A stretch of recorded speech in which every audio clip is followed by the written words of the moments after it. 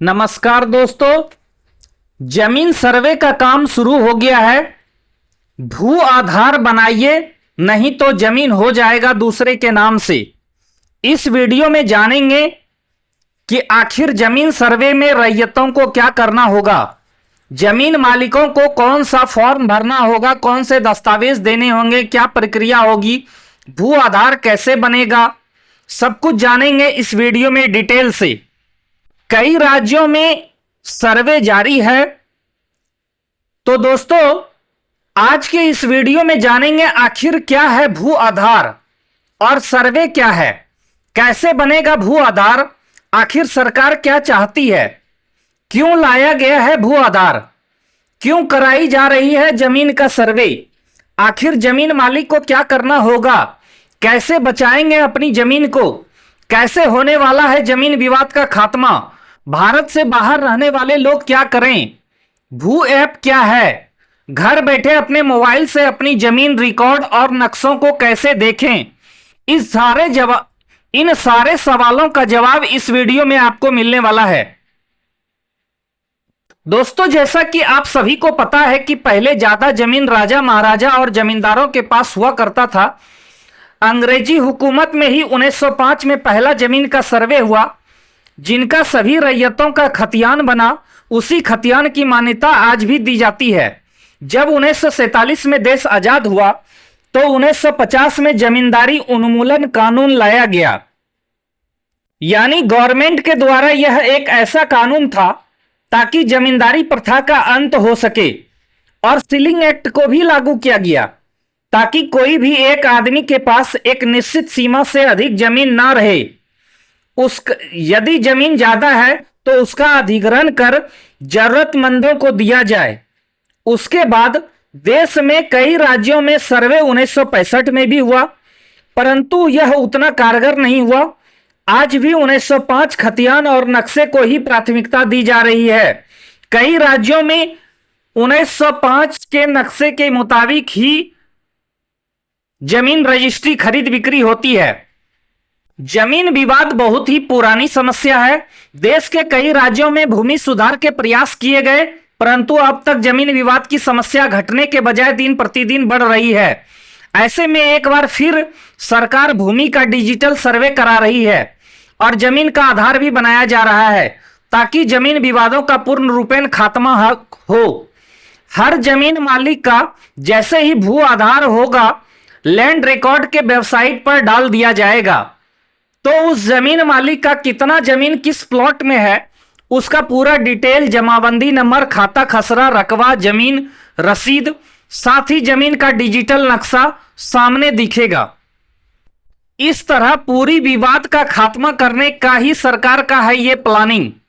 विवाद पर वेबसाइट पर सरकारी जमीन, कुआं, तालाब, सड़क आदि सभी स्पष्ट रूप से दिखेंगे और इसी के लिए सर्वे का काम शुरू किया गया है।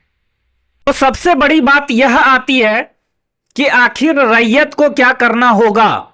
अगर किसी जमीन पर कोई भवन, कच्चा मकान, स्कूल, हॉस्पिटल, किसी तरह का केंद्र, तालाब, पोखर, जंगल, पेड़ पौधे, बाग बगीचा, कुआं, नलकूप, पठार जैसी अन्य किसी तरह की संरचना होगी तो उसका स्पष्ट रूप से उल्लेख किया जाएगा। इसमें यह भी दर्ज होगा कि जमीन खाली है तो यह खेती योग्य है या बंजर है या रेतीली है, तो तमाम जानकारियां पोर्टल पे अपलोड होने वाली है। जमीन की प्रकृति यानी सरकारी या निजी के अलावा गैर मजरूआ आम, खास समेत अन्य आधार पर श्रेणीबद्ध करने के साथ ही इन सभी चीजों का वर्णन सर्वे में खास तौर से किया जाएगा। इसके लिए सॉफ्टवेयर तैयार कर लिया गया है। लैंड रिकॉर्ड वेबसाइट पर जमीन का पूरा डिटेल दिखेगा। तो एक तरह से यह बहुत ही अच्छी स्कीम है गवर्नमेंट के द्वारा। सर्वे की पूरी प्रक्रिया को पूरा करने के लिए अमीन कानूनगो और कैंप इंचार्ज का जारी प्रशिक्षण कार्यक्रम अब अंतिम चरण में है। अमीनों को उनके पदस्थापित जिले में प्रशिक्षण दिया जा रहा है फिलहाल हर पंचायत में ग्राम सभा के माध्यम से जमीन सर्वे से जुड़ी पूरी जानकारी दी जा रही है। इसके लिए हर जिले में अलग अलग टाइम टेबल बनाए गए हैं। इसके बाद अगले चरण में किस्तवार का काम शुरू होगा। किस्तवार के तहत जमीन का नक्शा बनाया जाएगा। तो जमीन का नक्शा बनने के पहले क्या क्या तैयारियां करनी होगी रैयतों को? सर्वेक्षण में सभी रैयतों के अधिकार, अभिलेख या खतियान तथा प्रत्येक रैयत के खेसरा या प्लॉट का नक्शा वर्तमान स्थिति के अनुसार तैयार करना है। इसके लिए सबसे पहले जमीन की मापी कराकर मेड़ ठीक करा लें और चौहद्दीदारों की जानकारी इकट्ठा कर लें। यानी जितने भी रैयत हैं, अगल बगल में किसकी जमीन है, चौहद्दी का जानकारी इकट्ठा कर लें और अपने मेड़ को भी नापी करा करके सही करा लें। सर्वे में भूमि से संबंधित विवरण स्वघोषणा पत्र अर्थात प्रपत्र 2 में खेसरावार भरकर शिविर में जमा करना है या विभाग की वेबसाइट पर अपलोड करना है। स्वघोषणा पत्र के साथ स्वामित्व संबंधी दस्तावेज जैसे जमाबंदी, रजिस्टर्ड, लगान रसीद, एलपीसी, वसीयत, दान, विनिमय, खतियान, वंशावली, बंटवारा आदि संलग्न करना है। वंशावली प्रपत्र 2 को कैसे भरना है? जिस जमीन पर आप हैं उससे संबंधित कोई कागजात आपको दिखाना पड़ सकता है। आपको उसका मालिकाना हक कैसे मिला है? वो हो सकता है आपकी खतियानी जमीन हो, या हो सकता है आपने जमीन खरीदी हो, या हो सकता है जमीन बंटवारे में मिली हो सकता है जमीन न्यायालय के आदेश से मिला हो। आपको सर्वे की टीम को इससे जुड़े दस्तावेज दिखाने होंगे। यानी कहा जाए तो आपकी जमीन है, इन बातों को आपको प्रूव करना होगा। जिसकी जमीन जिसके नाम पर है उसी की रहेगी। आपको पहले बताना है कि आपकी जमीन कौन सी है, उसकी चौहद्दी क्या है, उसके बदले में साक्ष्य सबूत सर्वे टीम को देना है। ऑनलाइन भी दे सकते हैं। भारत के बाहर हो या बिहार के बाहर हो, कहीं से भी जमीन के कागजात को जमा किया जा सकता है।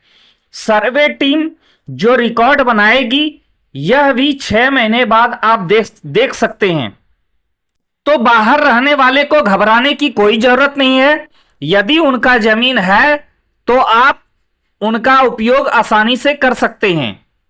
उसे ड्राफ्ट पब्लिकेशन कहते हैं। ड्राफ्ट पब्लिकेशन के बाद अगर आपको लगता है कि आपकी जमीन तो किसी और के नाम पर दिखाई दे रही है, तो वहीं से आप ऑनलाइन क्लेम कर सकते हैं। एक जरूरत पड़ेगी तब जब क्लेम ऑब्जेक्शन में सुनवाई होगी। उस वक्त भी चाहे तो आपके परिवार का कोई सदस्य जो बाहर में है वह आपका पक्ष रख सकता है। कुछ मोबाइल ऐप हैं जिनका उपयोग आप सर्वे खाता नंबर निकालने के लिए कर सकते हैं।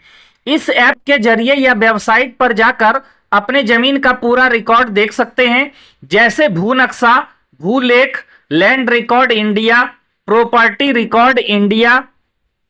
इस तरह लैंड रिकॉर्ड और अपने स्टेट का नाम डाल करके भी आप सर्च कर सकते हैं। Land record Bihar, land record Jharkhand, जिस भी आप राज्य से हैं तो लैंड रिकॉर्ड अपना स्टेट का नाम डाल करके भी सर्च कर सकते हैं।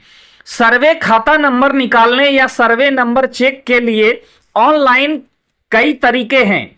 आप अपने राज्य की वेबसाइट पर जाकर या एक मोबाइल ऐप का उपयोग करके अपना सर्वे खाता नंबर निकाल सकते हैं। राज्य की राजस्व की वेबसाइट का उपयोग करके सर्वे खाता नंबर निकालने के लिए अपने राजस्व विभाग की वेबसाइट पर सबसे पहले आप जाएं। जब आप अपने राज्य की वेबसाइट पर पहुंचेंगे तो उसके बाद पोर्टल आपके सामने बिल्कुल खुल करके रेडी होगा। भू अभिलेख या लैंड रिकॉर्ड अनुभाग पर फिर जाएं।